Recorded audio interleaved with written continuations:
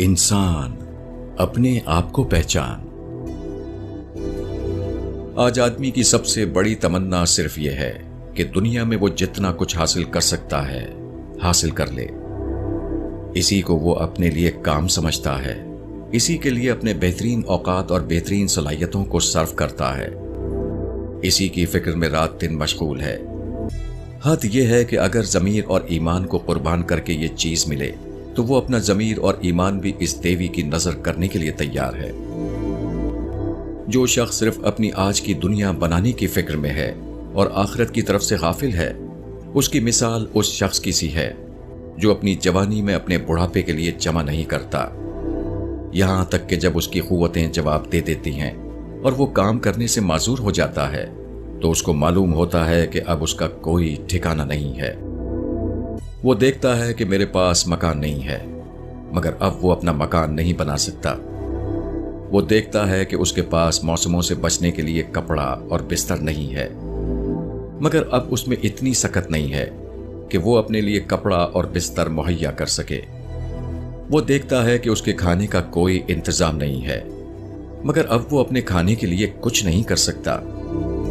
वो हसरत के साथ किसी दीवार के साए में चीथड़ा लिपेटे हुए पड़ा रहता है, जिस पर कुत्ते भौंकते हैं और लड़के कंकर मारते हैं।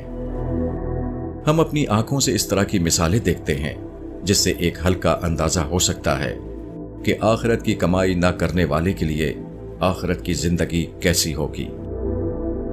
मगर इसके बावजूद हमारे अंदर कोई खलबली पैदा नहीं होती। हम में का हर शख्स सिर्फ अपने आज की तामीर में मसरूफ है, वो अपने कल की कोई फिक्र नहीं करता।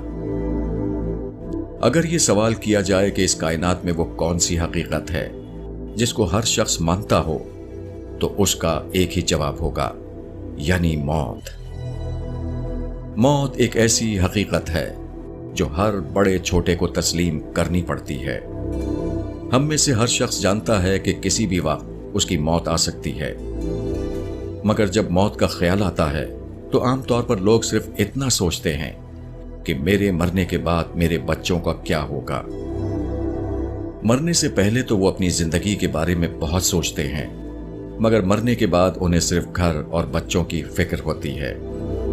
बच्चों का मुस्तकबिल महफूज करने के लिए तो वो सारी उम्र लगा देते हैं, मगर जो मुस्तकबिल खुद उनके सामने आने वाला है उसकी तामीर के लिए कोई कोशिश नहीं करते। गोया उनके मरने के बाद सिर्फ उनके बच्चों का वजूद बाकी रहेगा, खुद उनका कोई वजूद ना होगा जिसके लिए उन्हें तैयारी करने की जरूरत हो। इस अंदाज में लोगों का सोचना यह बताता है कि उन्हें शायद इसका एहसास नहीं है कि मरने के बाद भी एक जिंदगी है, बल्कि असल जिंदगी मरने के बाद ही शुरू। अगर आपने अभी तक हमारा चैनल सब्सक्राइब नहीं किया तो अभी सब्सक्राइब करें और बेल आइकॉन को क्लिक करके